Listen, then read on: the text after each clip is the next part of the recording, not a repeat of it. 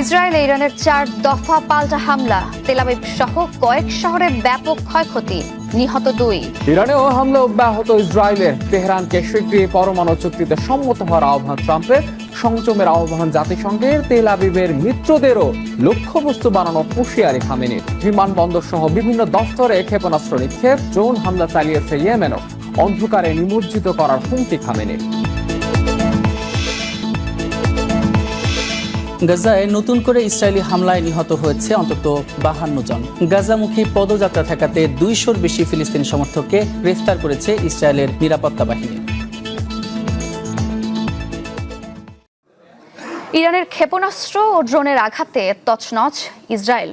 রাতভর 4 দফায় চলে তেহরানের এই পাল্টা হামলা। এতে ব্যাপক ক্ষয়ক্ষতি হয়েছে তেল আবিব, জেরুজালেম সহ কয়েক শহরে।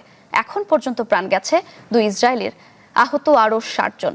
নিরাপদ স্থানে সরিয়ে নেওয়া হয়েছে প্রধানমন্ত্রী নেতানিয়াহুকে। এর আগে ইরানে হামলা চালায় ইসরায়েল, এতে প্রাণ যায় 78 জনের।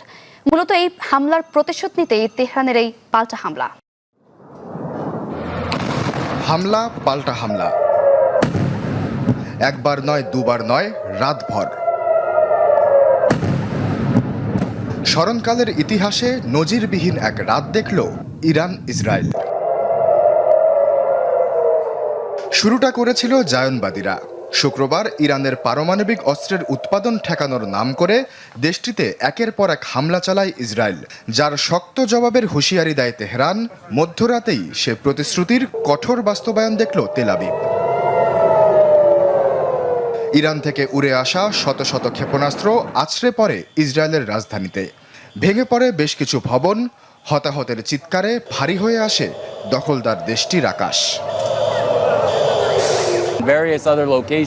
আমার পেছনেই বেশ কিছু ভবন রয়েছে যা হামলায় বিধ্বস্ত হয়েছে। এখানে প্রচুর মানুষ আটকা পড়েছে।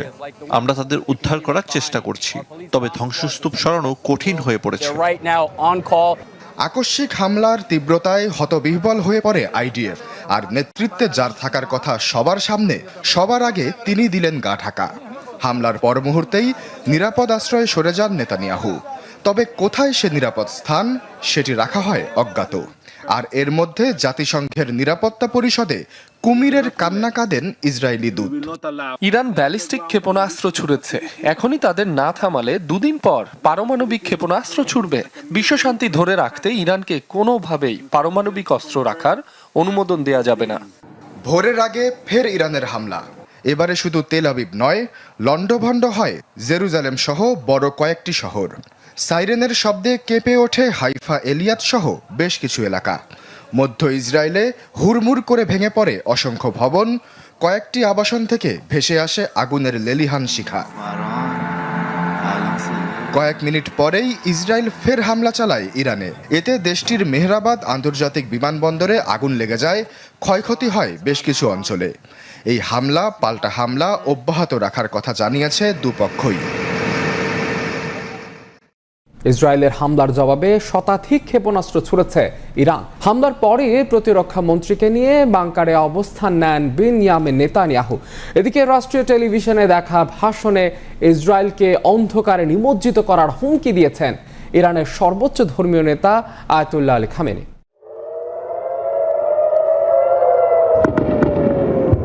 অবশেষে পরমাণু কর্মসূচি নিয়ে শুরু হওয়া দ্বন্দ্ব যুদ্ধের দোরগোড়ায় পৌঁছেছে। ইসরায়েলের হামলার কড়া জবাব দিয়ে শতাধিক ক্ষেপণাস্ত্র ছুড়েছে ইরান। অপারেশন ট্রু প্রমিস 3-এর মাধ্যমে তেল আবিবকে কড়া জবাব দেওয়ার কথা ব্যক্ত করেছে তেহরান। এর মধ্যেই কার্যকর করেছে নিজেদের আকাশ প্রতিরক্ষা ব্যবস্থা।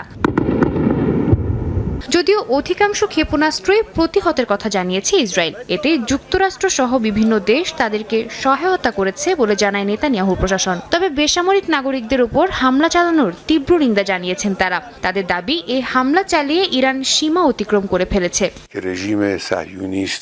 হামলার পর দেয়া বিবৃতিতে ইরানের সর্বোচ্চ ধর্মীয় নেতা আয়াতুল্লাহ আলী খামেনি বলেন, তেহরানে হামলা চালিয়ে যুদ্ধের সূচনা করেছে তেল আবিব। এবার আর রেহাই পাবে না। এ হামলার যথাযথ জবাব দেয়া হবে বলে জানান তিনি। বলেন, যে কোনো পরিস্থিতি মোকাবিলায় ইরানের সশস্ত্র বাহিনী সর্বদা প্রস্তুত। দেশটির এক জ্যেষ্ঠ কর্মকর্তা হুঁশিয়ারি উচ্চারণ করে বলেন, তাদের প্রতিশোধ হবে চরম বেদনাদায়ক।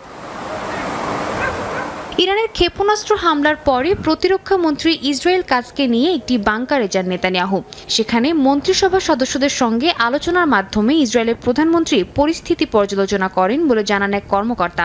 এর আগে ইরানের জনগণের উদ্দেশ্যে দেয়া ভিডিও বার্তায় নেতানিয়াহু বলেন, তারা শুধু পরমাণু কর্মসূচি নয়, ইরানের বর্তমান প্রশাসনের নিপীড়নও ধ্বংস করতে চায়। তাদের অপারেশন রাইজিং লায়ন ইরানের জনগণকে স্বাধীনতা এনে দেবে বলে উল্লেখ করেন নেতানিয়াহু। ইসরায়েলে পাল্টা হামলার পর উচ্ছ্বাস প্রকাশ করেছেন ইরানিরা। রাজধানী তেহরানে সমবেত হন হাজারো মানুষ। রাস্তায় নেমে আনন্দ উল্লাস করেন বাসিন্দারা। জাতীয় পতাকা হাতে দেন বিজয়ের স্লোগান। এর আগে ইসরায়েলে পাল্টা হামলার দাবিতে শিক্ষার্থীদের নেতৃত্বে তেহরানে হয় বিক্ষোভ সমাবেশ। ইসরায়েলে চালানো পাল্টা ক্ষেপণাস্ত্র ও ড্রোন হামলার পর এভাবেই উচ্ছ্বাস প্রকাশ করেন ইরানিরা। রাজধানী তেহরানে সমবেত হন হাজারো মানুষ। রাস্তায় নেমে আনন্দ উল্লাস করেন বাসিন্দারা। জাতীয় পতাকা হাতে দেন বিজয়ের স্লোগান। অনেকের হাতেই ছিল ইসরায়েল ও যুক্তরাষ্ট্র বিরোধী ব্যানার, প্ল্যাকার্ড। কিছু জায়গায় ফোটানো হয় আতশবাজি। উল্লাসের এই চিত্র সম্প্রচার করে দেশটির রাষ্ট্রীয় টেলিভিশন। ভীষণ ভালো লাগছে। আশা করি দ্রুত ইসরায়েল ধ্বংস হবে। অনেক ইরানি মনে করেন যুক্তরাষ্ট্রের সাথে পারমাণবিক চুক্তির প্রশ্নই আসে না। কারো বিশ্বাস এই হামলার মাধ্যমে গাজাবাসীর দুর্দশা কিছুটা লাঘব হবে। ইসরায়েলের হামলার কারণে আমরা ভীষণ খুশি। আশা করি এই হামলায় এমন সুফল বয়ে আনবে যার মাধ্যমে গাজায় নিপীড়িত মানুষ মুক্তি পাবে, সেখানে ক্ষুধা ও দারিদ্রতা দূর হবে। যুক্তরাষ্ট্রের সাথে সমঝোতার কোনো প্রশ্নই আসে না। শত্রুরা তাদের মুখোশ উন্মোচন করেছে। তাদের সাথে সমঝোতার আলোচনা করা বোকামি হবে। এর আগে ইরানে ইসরায়েলি হামলার পর পাল্টা হামলার দাবিতে শিক্ষার্থীদের নেতৃত্বে তেহরানে হয় বিক্ষোভ সমাবেশ। অংশ নেন হাজারো ইরানি। এরপরই ইরানে ইসরায়েলি হামলার শক্ত জবাব দেয় তেহরান। এত বড় একটি হামলা হয়ে গেল, আন্তর্জাতিক মহলের বিষয়ে কি বলছে? আন্তর্জাতিক মহলে কিন্তু বারবারই এ ব্যাপারে উদ্বেগ জানানো হচ্ছে। যেমন আমি যদি একটু বলি যে সবশেষ আয়াতুল্লাহ আলী খামেনি তিনি কিন্তু ঘোষণা করেছেন শুধুমাত্র ইসরায়েল নয়, ইসরায়েলের যে ইসরায়েলকে সহায়তাকারী যে মিত্র দেশগুলো আছে সেই মিত্র দেশগুলোর কিন্তু ইরানের পরবর্তী টার্গেট হতে যাচ্ছে। একই সঙ্গে যুক্তরাষ্ট্রের পক্ষ থেকেও বিভিন্ন সাংঘর্ষিক কথা এসেছে, আমরা যেরকমটি বলেছি। এই ব্যাপারে আমাদের কিন্তু একটি প্রতিবেদন রয়েছে। আমরা যদি প্রতিবেদনটিতে যেতে চাই, সেই প্রতিবেদনটি আমরা একটু দেখে আসি। ইরানের বিভিন্ন পারমাণবিক ও সামরিক স্থাপনায় ইসরায়েলের আকস্মিক বিমান হামলার পর পাল্টা জবাবের ভয়ে সর্বোচ্চ সতর্ক অবস্থানে আছে ইসরায়েল।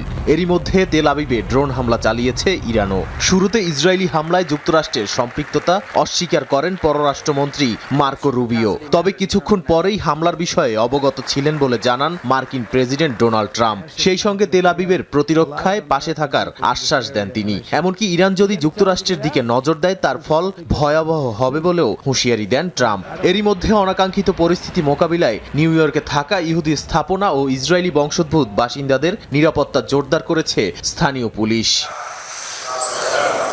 ইসরায়েলের এই হামলা আন্তর্জাতিক আইন ও নীতির স্পষ্ট লঙ্ঘন বলে তীব্র নিন্দা জানিয়েছে সৌদি আরব। এ অবস্থায় আন্তর্জাতিক মহল ও জাতিসংঘের নিরাপত্তা পরিষদকে ইসরায়েলি আগ্রাসন বন্ধে পদক্ষেপ নেওয়ার আহ্বান জানিয়েছে দেশটি। পরমাণু আলোচনায় মধ্যস্থতাকারী দেশ ওমান এই হামলাকে জাতিসংঘ সনদের চরম লঙ্ঘন এবং একপাক্ষিক আগ্রাসন বলে আখ্যা দিয়েছে।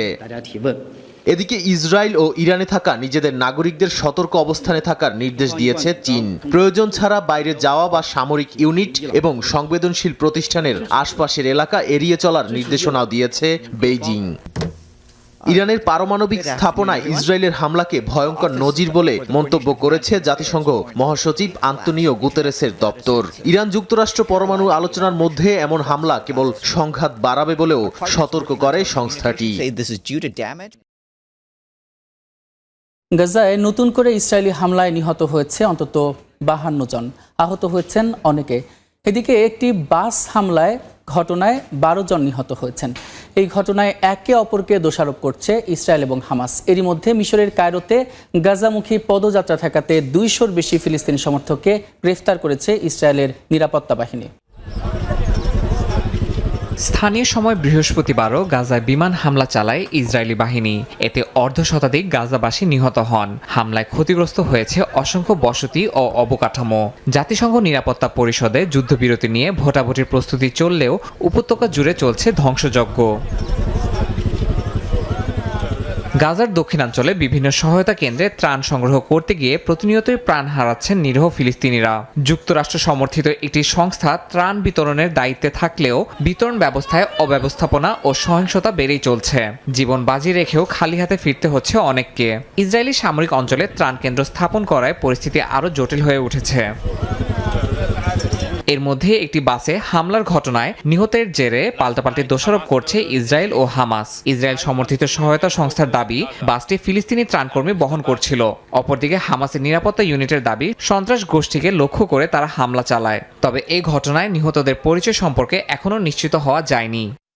অন্যদিকে মিশরে গাজামুখে বৈশ্বিক পদযাত্রা ঠেকাতে দেশটির নিরাপত্তা বাহিনী বৃহস্পতিবার কায়রোতে 200-র বেশি ফিলিস্তিনি সমর্থককে আটক করেছে। শুক্রবার রাফা সীমান্তে বড় পরিসরের মানবিক সহায়তা প্রবেশের দাবিতে কর্মসূচিতে অংশ নেওয়ার কথা ছিল তাদের। বিভিন্ন দেশ থেকে আগত এই আন্দোলনকারীদের মধ্যে বেশ কয়েকজনকে দেশে ফেরত পাঠানো হয়েছে।